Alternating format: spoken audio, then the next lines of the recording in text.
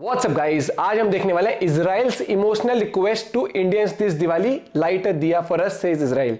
ओ भैया, तो पूरी वीडियो देखते हैं क्या कुछ है पूरा मामला। वर्ल्ड अफेयर्स चैनल से वीडियो प्रशांत धवन सर की ओरिजिनल वीडियो का लिंक है डिस्क्रिप्शन में। एंड हैप्पी छोटी दिवाली। आज छोटी दिवाली है। 1 2 3 गो।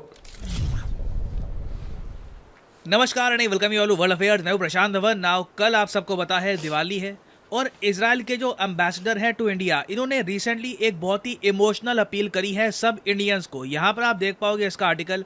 जो इजराइल के एम्बेसडर हैं टू इंडिया, उन्होंने ये कहा है कि इस दिवाली हमारे लिए भी, इजराइल के लिए भी एक दिया जलाइए, क्योंकि हमास ने आज भी 240 इजराइल के नागरिकों को हॉस्टेज बना रखा है। तो इजराइल कोशिश कर रहा है इन लोगों को छुड़वाने की, और इसलिए इजराइल के जो एम्बेसडर हैं इन्होंने ये बहुत ही एक इमोशनल अपील करी है। नाउ इस वीडियो में हम डिस्कस करेंगे कि इस वक्त इजराइल हमास वॉर का स्टेटस क्या है, क्या कुछ हुआ है।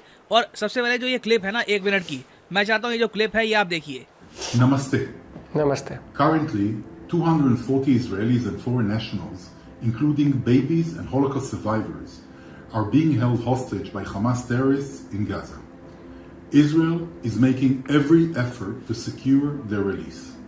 Diwali, the festival of light, which is right around the corner, commemorates Lord Ram's return to Ayodhya after defeating the forces of evil.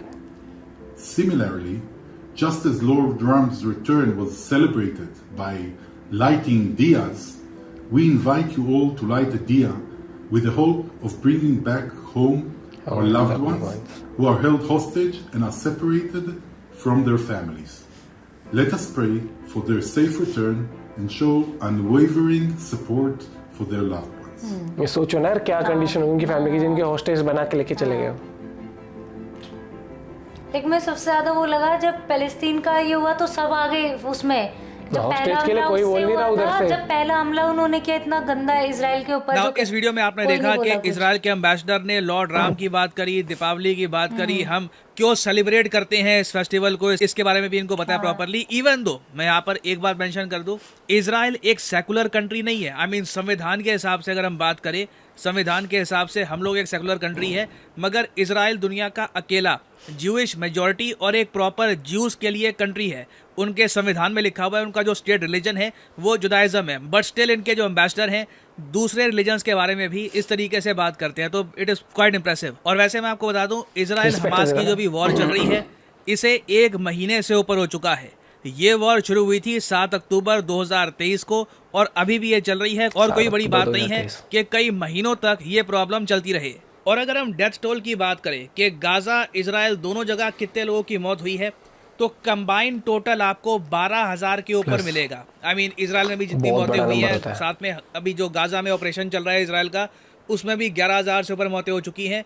और अनफॉर्चुनेट बात यह है कि गाजा की अगर हम बात करें ना, तो 4500 बच्चे मर चुके हैं। ये नंबर देखकर यूएन की कई एजेंसीज भी शॉक्ड हैं कि इतने सारे बच्चों की मौत हुई है यहाँ पर। और आपने इसलिए रिसेंटली देखा होगा, फ्रांस के जो प्रेसिडेंट हैं इमैनुअल मैक्रों, इन्होंने भी इजराइल को ये कहा है कि प्लीज़ जब आप बॉम्बिंग कर रहे हैं ध्यान रखिए कि औरतों और बच्चों की डेथ ना हो। और यहाँ पे आप देख पाओगे इसका आर्टिकल, इमैनुअल मैक्रों फ्रांस के प्रेसिडेंट कह रहे हैं कि प्लीज़ औरतों और बच्चों की किलिंग रोकिए। ये बात डायरेक्टली इन्होंने बोली है इजराइल को। नहीं तो वैसे आप अगर देखो पूरा यूरोप इजराइल का सपोर्ट कर रहा है, मगर जिस ह्यूमंगस स्केल पर औरतों और बच्चों की मौत हो रही है गाजा में, ये देखकर कई यूरोपियन कंट्रीज भी कह रही हैं इजराइल को कि आपको रुकने की जरूरत है, आपको कहीं ना कहीं देखना होगा कि आप कहाँ पे बॉम्बिंग कर रहे हैं और किसको मार रहे हैं। और इसी प्रेशर की वजह से इजराइल ने रिसेंटली ये कहा है कि रोज़ ये 4 घंटे तक अपनी बॉम्बिंग रोक देंगे। इजराइल ने यह कहा है कि रोज़ 4 घंटे तक ये बॉम्बिंग रोक देंगे, इसलिए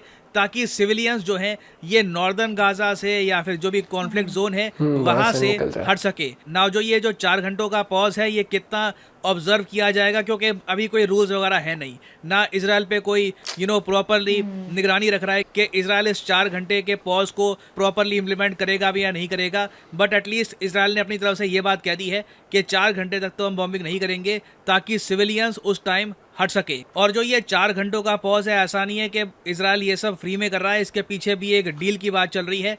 डील ये है कि जो भी सिविलियंस हमास ने पकड़ रखे हैं इजराइल के, वो धीरे धीरे रिलीज़ किए जाएंगे। उसके बदले में इजराइल 4 घंटे तक एक पॉज करेगा, वॉर नहीं होगी।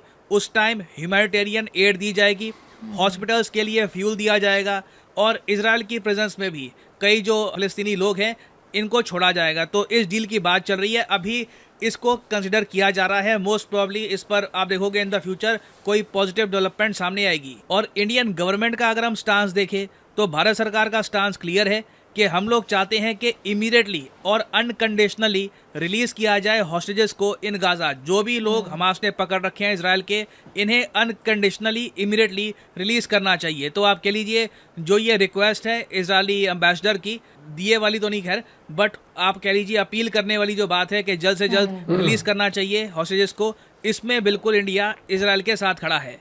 और ये जो पोजीशन है इंडिया की, ये इंडिया ने रिट्रिएट किया है, मतलब कि इसको और ज़रा स्ट्रॉन्ग कर दिया है यूएसए के साथ। रिसेंटली आपको पता होगा 2+2 मीटिंग हुई है। यूएसए के जो सेक्रेटरी ऑफ स्टेट हैं और जो डिफेंस सेक्रेटरी हैं ये भारत में आए हैं इंडिया के रक्षा मंत्री और विदेश मंत्री से मिलने। यहाँ पे आप देख पाओगे फोटो भी है, मोदी जी आपको दिख जाएंगे और 2+2 की जो मीटिंग के मेंबर्स हैं ये भी आपको दिख जाएंगे। और इस मीटिंग में ना एक बहुत ही इंटरेस्टिंग डेवलपमेंट ये सामने आई इजराइल को लेकर। इजराइल की जो वॉर ऑन टेरर है उसको लेकर यूएस और इंडिया दोनों ने प्रॉपरली इजराइल को बैक किया है। तो फाइनली देखो यही बोलना ठीक लगता है कि इस दिवाली हम लोग तो यही प्रेयर करेंगे कि जो इजराइल के हॉस्टेजेस हैं ये वापस आ जाएं सेफली, साथ ही साथ जो गाजा पट्टी में इनोसेंट लोगों की मौत हो रही है ये रुक जाए। ये बहुत गलत हो रहा है कि बहुत सारे इनोसेंट लोग, बच्चे मारे जा रहे हैं। Hopefully the violence can stop और इवेंचुअली जो ये बहुत लंबी प्रॉब्लम है इसका एक प्रॉपर सोल्यूशन भी निकले, ताकि हर 10 साल में सेम साइकिल रिपीट ना हो। और फाइनली यहाँ पे मैं बिल्कुल ये जो लास्ट में बोला ना कि ये दोबारा से साइकिल रिपीट ना, क्योंकि ये बार बार नोटिस किया गया है कि लेकिन मैंने एक चीज नोटिस की थी जो मुझे सबसे खराब लगा, जब इजराइल पे हुआ, ठीक है, उन्होंने सडनली कितने वो रॉकेट छोड़े थे उन्होंने, 5000 थे, 5000 कुछ, ठीक है, उन्होंने रॉकेट छोड़े। जो छोटे बच्चे थे, ठीक है, इवन जो प्रेग्नेंट वुमेन्स थी, सिविलियंस थे, उनके ऊपर उनको बहुत गंदा रेप और है। सब कुछ हुआ, सब को मतलब जिसे कहते हैं कि गंदे से गंदा हुआ।